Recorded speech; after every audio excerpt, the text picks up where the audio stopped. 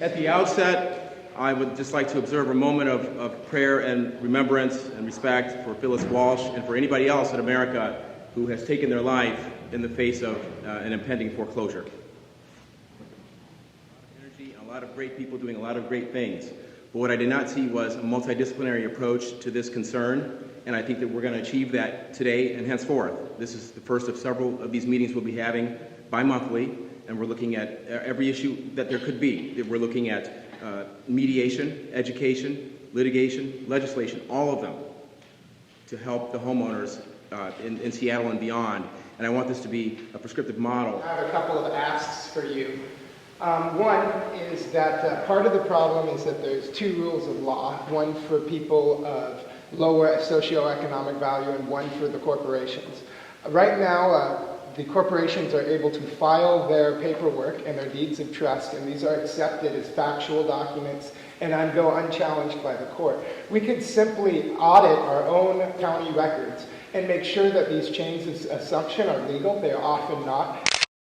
MERS system right now, which is totally illegal within our state, but yet these foreclosures go on. This knowing and ongoing fraud where these people are using fake notaries, they're robo-signing documents, and this is easily provable as fraud, and yet goes I would love you to help to get the county council to actually audit our records, as well as I would like you to stand with us when we do these eviction blockades. That's something that you don't need an elaborate system or a plan to do, but you could actually come out and support these families who are stopping there. I know Kashama was arrested at my own home, and I'm eternally grateful.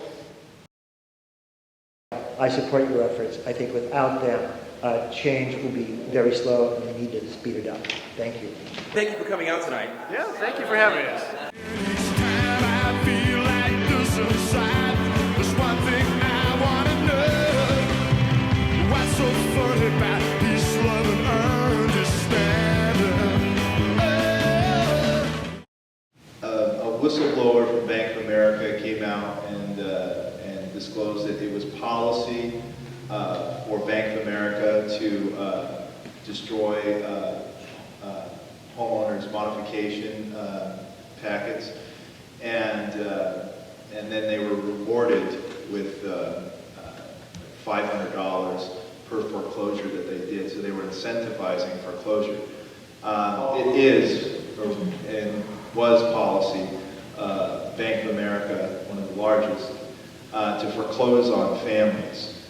Did you know this, and what is your reaction to this? How can we end this unlawful practice within our city limits? He says it in here, it's unlawful. Why are we asking questions? How do we stop this?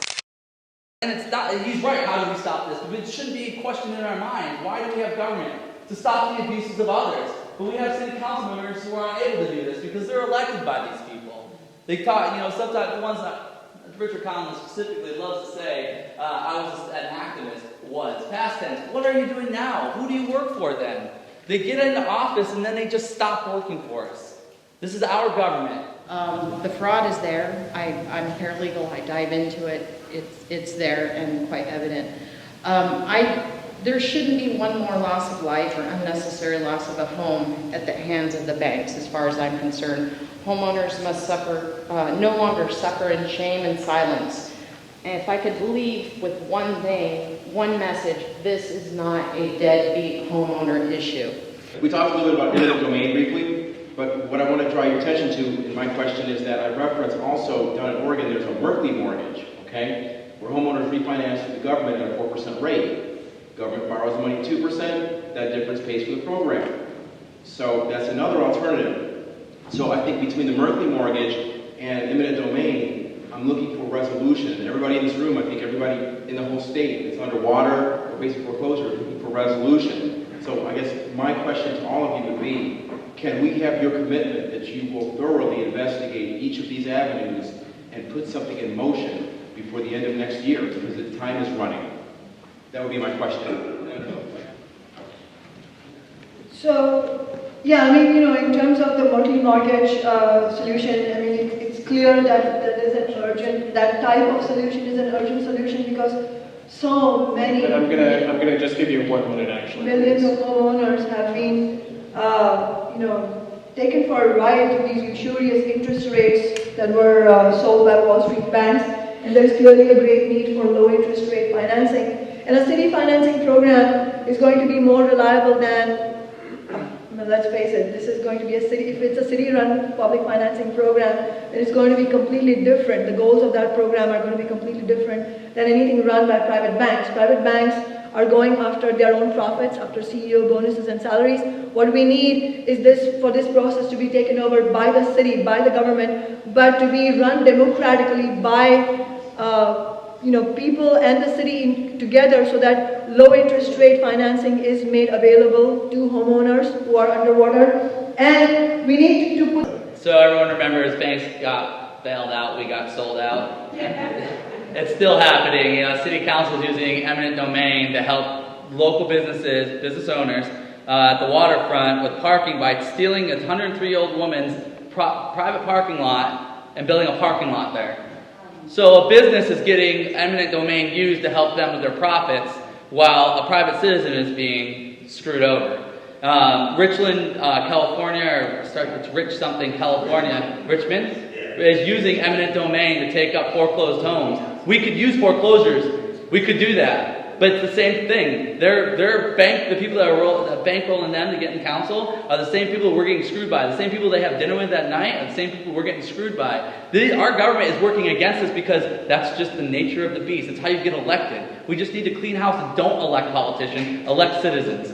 And thank you guys for holding this, and I'm sorry, I didn't know people were here with foreclosed homes underwater, and I really wouldn't mind hearing some of your questions, so thank you for listening. Thanks, Ed.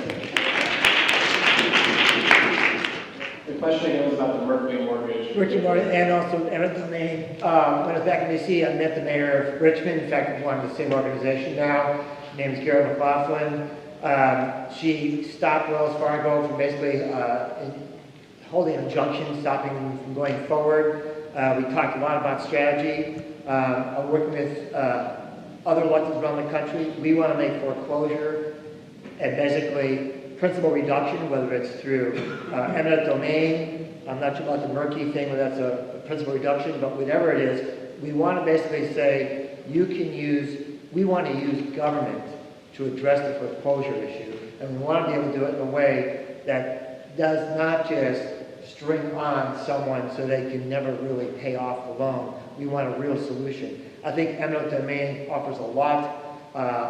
I actually got a resolution passed by the city council to look at principal reduction, and I brought in Hockett, who's the foremost expert in the area of eminent domain, and he's doing some research for us. So I've got a game plan. I'm working on it, and to answer Chris's question, yes, we will be basically bringing forward legislation early next year to deal with this issue. Thank you. Thanks.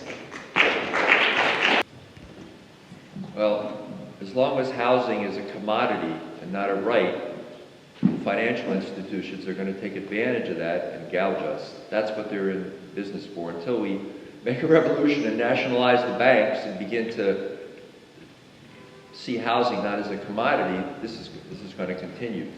Now, I would be for eminent domain if we could take over all the housing stock that's unoccupied in the city of Seattle and provide it to either people who've been foreclosed or to those homeless people who don't have a place to go. Yes, I would be for doing that, right? If we could do that in city council as a step in that direction to alleviate the problem. I don't know if it's a possibility, I don't know the practicality of it, but any other option, I want to use at least my business skills and being a small business owner in relations with the state and federal level and local level to find a way to solve this problem. It is clearly a huge problem. I want to find a way to solve it, and that's what I'll do.